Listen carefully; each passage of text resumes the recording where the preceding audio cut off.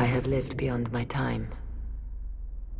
Another new moon in 1,000 years of new moons. And I do not care to see it.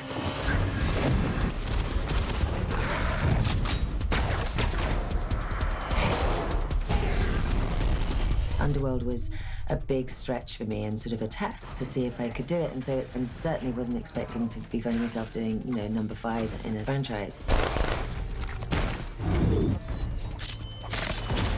This was a chance we took with Len Wiseman, who created the character in the story. And it's nice to see something that you created grow up and have the longevity that this one has.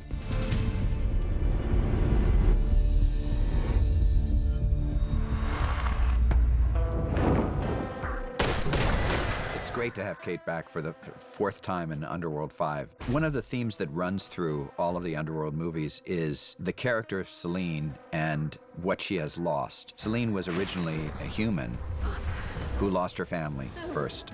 There, my child. You are safe now. And she later discovers that it was Victor who actually killed them, and he turned her into a vampire and into the most capable of death dealers. It wasn't the Lycans. It was you. Then she fell in love with Michael Corvin, who was a descendant of the original Bloodstrain, and she lost Michael at the end of Underworld 2.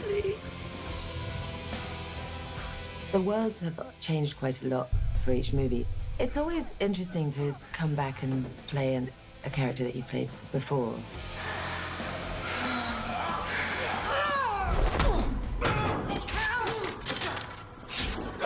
One of the things I like about the franchise is that, yes, she's very tough and she finds incredibly inventive and fairly sick ways of killing monsters and all of that.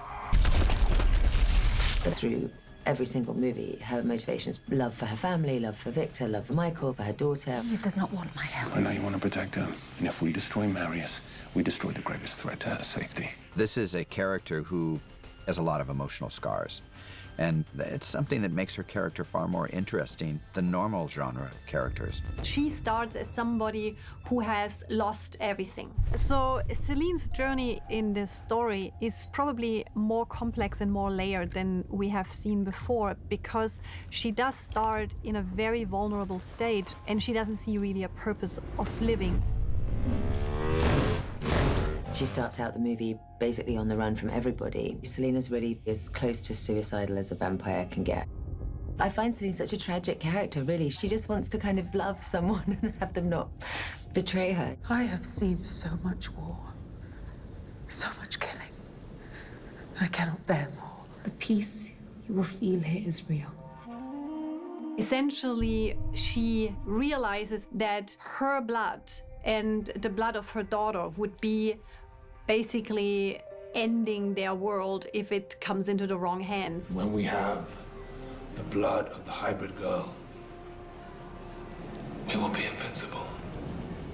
And that gives her a new and very strong reason to fight again. For Selene to find that journey or that arc from somebody who doesn't want to be that warrior anymore, when she starts this movie, to somebody that is now going to a place where people live in peace, she dies and comes back enlightened, and she comes back with a wisdom she didn't have before. Selene is really reborn as a different person, a new Selene.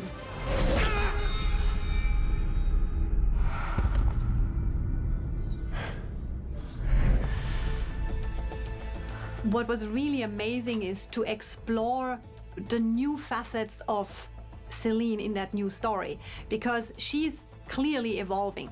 We go ready and action. It was really amazing to collaborate with Kate and come up with those new facets, and she was very open to ideas, and it was a great collaboration. Thank you, gang. Pictures up. It was good to be working with Kate again because she knows the character so well and she peppers it with fun.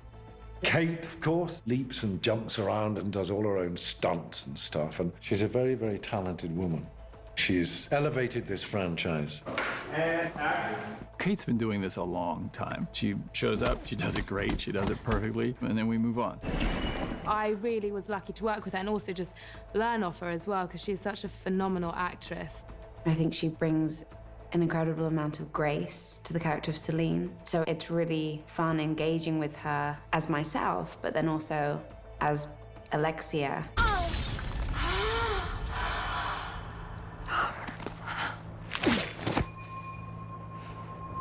One of the things that gets tricky about bringing a character back, you know, more than once or twice is that obviously you want to feel that there's a real justification emotionally for that. Kate knows every single bit about Selene because Selene was born with her, basically. I mean, she has played her for so many times. So working with her is an incredible asset. I think Kate is probably one of the most intelligent and most brilliant women I've worked with. I think women and men like to see women kicking ass, taking names, but I also think Selene does go through so much kind of emotional stuff during the movie, and that was really appealing to Anna.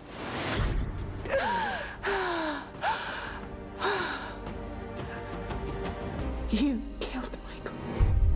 I think it's a tragic character, and I don't think there will be ever a happy ending, but I think if there's an ending that evokes hope, then that's a pretty big thing for Underworld. Well, the way we leave Underworld 5, and this was something that was in the early screenplays, and it was hotly debated whether to keep it in or not. Anna Foerster always loved it. I always loved it. Selene has found a spiritual calling a little bit at the end. My journey has now come full circle. Once an outcast, I am now one of 3 chosen elders, from hunted to the highest honor. This is a long journey from somebody not liking where they are right now, not wanting to be the warrior, the killer, pursuing that war. I'm finished with this war. Well, it's not finished with you. Somebody who has almost given up because everything is gone. I am reborn, and my eyes have been opened to the sacred world and to the promise of what is yet to be. There's a great shot of her in sort of a monastic or Buddhist pose at the end, and you really feel that she has found some peace in her life after, you know, these years of struggle. It's open-ended. She's with the Northern Coven. She has survived the Lycan attack, then the treachery from her vampire elders. If you choose to look at it as her last movie, it is a great image to take away and feel that you've completed her saga in Underworld. On the other hand, the Nordic Coven could be a coven that she would be a great leader in. Each time we've done an Underworld film, we assumed that that was going to be the end of it. I'm not even sure what Underworld 6 would be, but who knows what the future holds for us. It's not out of the question.